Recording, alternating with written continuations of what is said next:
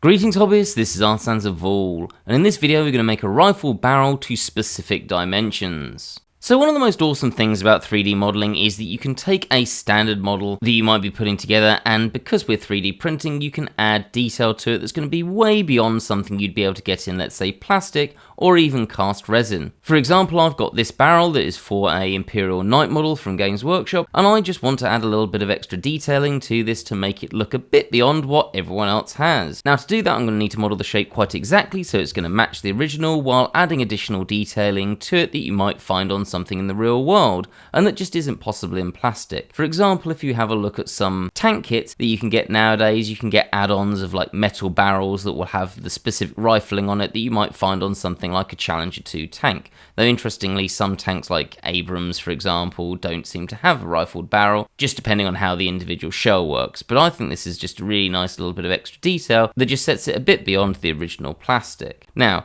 what you'd think you'd do for this is just bring in a cylinder. Let's up this to make this smooth to, let's say, 256 vertices, and then we can start fiddling around with this. So let's R or let's X and then 90, and then we can start changing the shape of this. Now, this is something you can do, but because there's going to be tapering of these, this doesn't work. For example, if I want to get here and then scale it down, if you look in the top left-hand corner, you'll notice that this is done on a percentage-based system. And while you can use maths to do this, so for example, you could do 1 divided by and then whatever you need to divide it by to get it exactly, this is a bit of a tedious way to model it and it just takes a lot longer. So we're going to start by looking at this in a more simple method. So what I'm going to do actually is to use individual circles to do this. I will up this to 256 again to make it nice and round. And to start with, I'm just going to begin with fiddling around with the radius that we want. So I want this to be a diameter, notice I said diameter, not radius, of 11.9. In my instance, millimeters. You'll notice I don't use units, just because if you don't in Blender, everything will print in millimeters. There's a video in the description sort of explaining that in a bit more detail, but you can take my word for it for now. And because we want this as a diameter and this is a radius, we need to divide that by 2, and this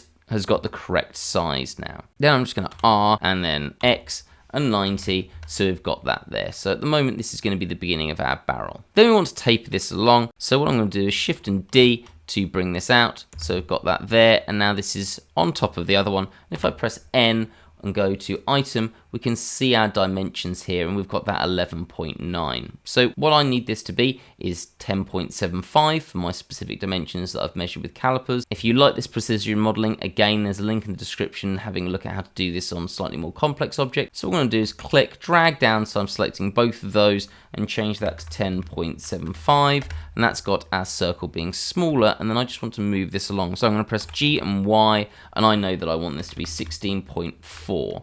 The other option is I could have done this in my location up here. You can see that's changed to 16.4, so I could do that there as well. Then I'm going to Shift D again and just change the dimensions to what I want this to be. So this is going to need to be 8.6, so 8.6 there, and we've got that ready to go. Shift and D, and then I want this final one to be 7.8. So again, changing in the dimensions, and then I want this to be further along by 42. So G and then Y and then 42. So we've got this now ready for our barrel, but we're going to have to join this all together, and this looks like it could be a bit tedious. Actually, it's very quick and easy to do if you use a technique called lofting. Lofting just adds everything together into one continuous, I guess you'd use the word flow, and you can change how much this flows. But there is one problem we've got with our shape at the moment, and that is that Blender is going to make assumptions when doing this.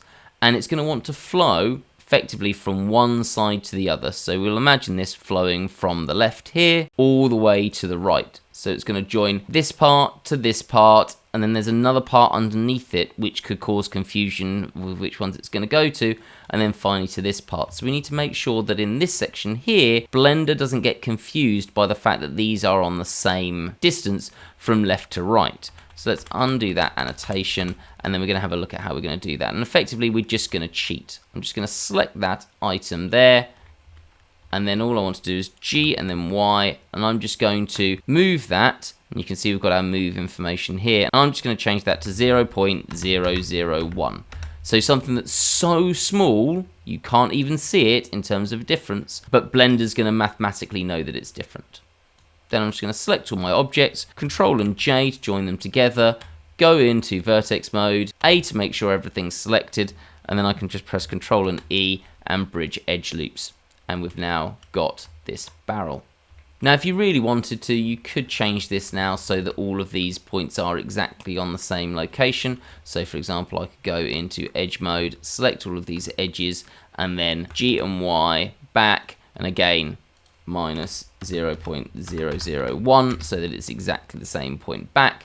Entirely up to you whether you want to do that, or you could use one of the align features in Blender as well. So up to you whether you think that's worth doing. The only thing we're going to have to do now is finalize these end caps. So all I'm going to do is go into edge mode, select that edge there with Alt and press F, and then do the same on the back here. Now, just so you're aware, you can use this lofting technique to do something much more stylistic and flowing. I have got a video on that. Again, it's in the description, and it can make some really, really cool shapes really quickly and easily that some people seem to think you'd need to do with things like sub D, and you can do that much easier without it, or at least in my opinion. So we've got that good to go, and we just need to sort out the barrel that goes through the center. So let's Shift A, Mesh, and for this I am going to use a cylinder, and make sure the vertices are 256. I'm going to rotate that around 90, and then I'm just going to S and then Y to increase that in size. I appreciate it's going in this direction more than we need, but no one cares. And then I'm just going to press S to increase that further and make sure it's the thickness that I want. So let's go with that, and then I'll Control click the object that we want to cut it out of, and Control and minus. This is using ball tools, so that creates a very quick Boolean modifier. If you don't have ball tools enabled, just go to Edit, Preferences, Add-ons, type in ball, and then you've got ball tools there. And that allows you to use shortcuts like Control and then minus on the number pad to subtract, or Control and plus on the number pad to add things in with the union Boolean. And then I can just H to hide that. So we've now got our barrel that's to our correct dimensions, and we can do anything we want. Like, for example, we could just come to an edge and Control and B to add in something like a small chamfer if you wanted to. Entirely up to you. I'm not going to do that because for 3D printing, as soon as this becomes a real world object, it will effectively get a slight bevel to it anyway, because all objects do. Now we want to add in our rifling, and this is again a relatively simple thing to do in Blender. There's just a couple of tricks to make sure it's going to work well. So what I'm going to do is come into my Y view using my gimbal up here, Shift and A, Mesh, and then bring in a plane, and then I'm going to R and then X and type in 90 to get that in the right orientation, and then I'm just going to S to scale that down to what I probably want for my rifling. So let's go with something like that, but I'm just eyeballing that. Now at this point you're going to want to make a radial array. There are several ways of doing that. I think the easiest is undoubtedly with Hard Ops, which is an add-on. There's a link to that in the description, and all you need to do is go to Q, Mesh Tools, and then Radial Array, and you can drag that out to where you want it, and then scroll up so that we've got our rifling, and you want it so that the gaps are effectively about the same between the gaps and the bit that is sticking out. And then you can move your mouse towards or away from the object to decide how far in and or out you want that. I'm going to exaggerate that slightly. Realistically, this would probably be about there. I'm going to do a little bit more just so it shows when this is 3D printed. So let's click there, and we've got that good to go. Now, if you don't have Hard Ops and you don't have the money to pay for Hard Ops, which is fine, Blender's great because it's free and there's a lot of ways of doing things. It's just Hard Ops is going to make this much more efficient and quick. You can do this manually. There's 2 links in the description of how you can do this manually. One is quite an old video, so if you want to watch me stutter through my first attempts at doing a video on YouTube, you're very welcome to laugh at that. But it's still quite informative, and the second one also looks at how to do this with geometry nodes, which I would say is probably the easiest setup, and then you can use it again. What I'm also going to do is G and then Y. So this is slightly away from this object. You'll notice there's a little bit of a gap just between the object and the planes, and that just makes things easier to cut when we get to this later. Then what I need to do is make this so that it has a twist. So we're going to add another modifier, and we're going to add a screw modifier, which is just here. And that just looks like a mess at the moment because it doesn't have any screw set to it. So we want to keep this angle at 360, and we just want to move the screw so that we can change how this looks. And you can see what this is doing on the inside, or if I just show this in X-ray, that's probably not the clearest. Here might be a little bit clearer, and I'm just going to up that so that we've got not too extreme of a twist in here. You can see what we're doing there. Now, you want to make sure this is as long as the barrel, and in this instance it actually goes further than the barrel at this amount of screw. I'm just going to round this to -72, and then to me this looks about right for rifling. I'm going to be honest, I'm not an expert at rifling. They do actually have specific amounts these screws occur at, depending on the size of the projectile and how much spin you want, and various other factors that I'm going to be honest, I don't understand the physics for, beyond it makes it spin and controls the speed that it moves at. But you can fiddle around with that as you want. And then to make this a little bit smoother, we can see that there's a little bit, if I just isolate this so we can see this twist, you can see that we've got these layers. If you just up your view steps, so I'm going to go to 256 again so it's really smooth, you've got that there, and this is looking a lot smoother because you've got a lot more, if you can see this on YouTube, these slight lines where this is all joined together. Finally, to make this work, we've got a few things we need to do. Firstly, we need to merge the vertices, so make sure that works, otherwise you're going to spend a lot of time on cleanup. And then you'll also notice these have got holes in, they're not solid objects. Luckily, Blender will sort this out very, very quickly for us. If we just apply each of these in turn, or if you've got modifier tools on, you can just click Apply All, and then N, and we want to come to our 3D Print toolbox. If you don't have this, again, go to Edit, Preferences, and just type in 3D dash, and then you'll find 3D Print Toolbox. Make sure that's enabled. Click Check All. It's going to find all of these problems. So we've got 160 non-manifold edges. Click Clean Up and Make Manifold, and it's fixed it. So really nice, quick way of doing that. It's sorted everything out on both ends.